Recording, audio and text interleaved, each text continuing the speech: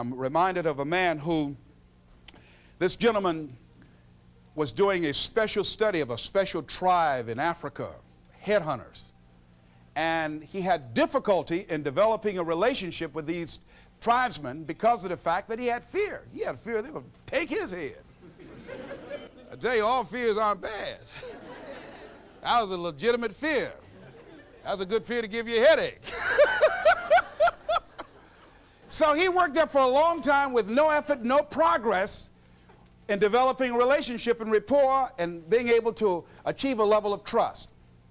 So finally one night while he was in bed, he was thinking about it. I said, what is it that you came here to do? What is your life work as a missionary? He said, I wanted to study these tribesmen. I said, what's the worst thing that they can do to you? Kill you. And he just decided, hey, this is what I came here to do. I know that there's some risk involved, and I'm going to do it, come what may. He said, I'm not going to be afraid anymore. He went back the next day, and he started doing the work and trying to talk to and interview many of the members of this tribe. And they began to respond to him. They threw out the welcome mat to him.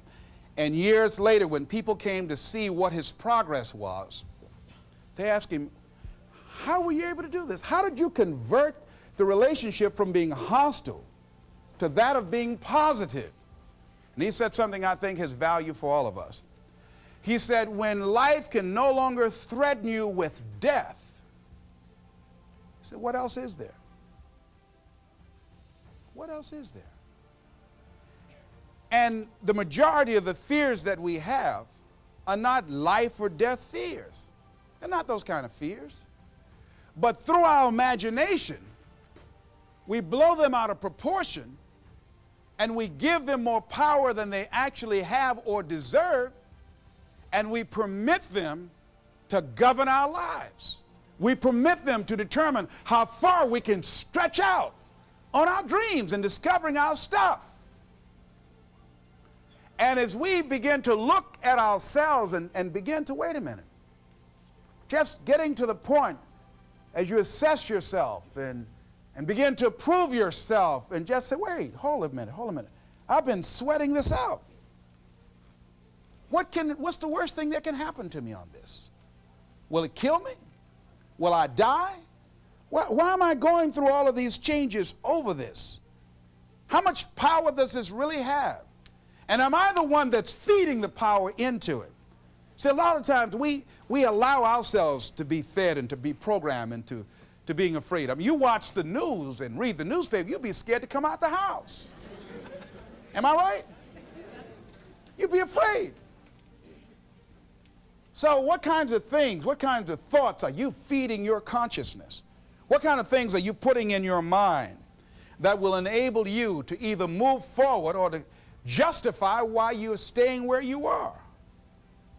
Another piece that I look at, that when I finally decided that I was going to go to the dentist, the pain was so great. I couldn't hold out any longer. All of a sudden, the fear didn't matter. I can't but take me. Now, some people need fear, you know. Have a friend that we told him, hey, man, you know, you need to lose some weight. You're getting overweight and out of shape, and at our age, we need to have a regular program. And Bud said, man, I've been fat since I was a little boy. I'm big bone. I've never seen a fat skeleton, though. You know? Well, Bud became ill. How many of you ever seen a fat skeleton? Raise your hand. I know, all right. Bud became ill, passed out, and I was there, and the doctor was talking to him. And Bud, I think, was going to go right back to same old eating habits and doing everything. You know, they said, look here. You are a diabetic. He said, now here's some of the side effects. You know, you could go blind, you can become an amputee. None of that touched him. He said, you can become impotent. He said, what did you say? Bud has lost weight. He exercises every day. He's into body sculpturing.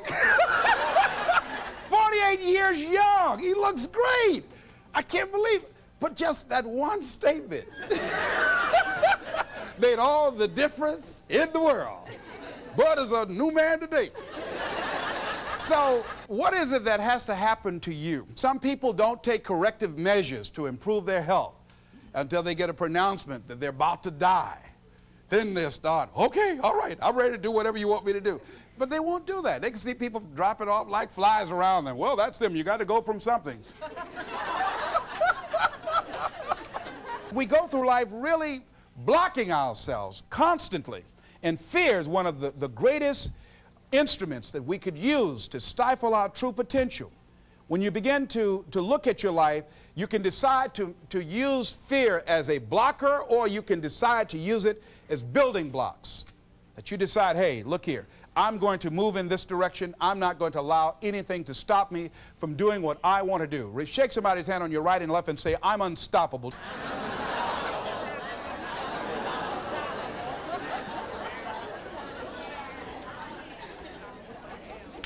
See, when you begin to understand and acknowledge your fear, and you go forth anyhow, you go forth in a spirit and a knowing that there's a way that you can begin to handle this. There's a way out here somewhere. There's a solution. What it is that you're seeking, that you have the capacity to whatever comes up, to handle it, to face it. And rather than feeling powerless, you begin to feel powerful. See, when all of the major downsizings that are taking place around this country, there are a lot of people who are biting their fingers in fear that they might lose their jobs.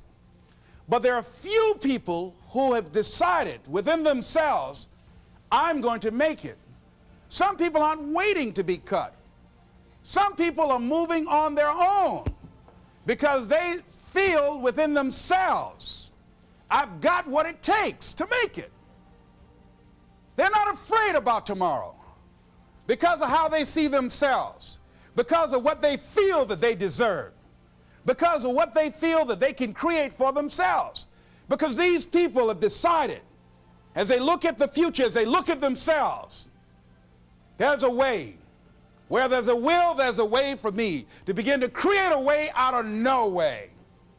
And when you have that kind of consciousness, when you have that kind of spirit, nothing can stop you. Nothing. What would your life be like as you look toward the future if you decided, I'm not going to allow my fears to stop me? What would your life be like? What would your future be like if you decided to want that which you desire so strongly that it prepares you past your fears, that you experience the fear, as the one book says, feel the fear and do it anyway?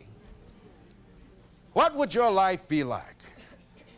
And I'm saying to you that all of us who have been entombed by fear have the capacity to resurrect ourselves and to resurrect our dreams. All of us have a capacity to do that.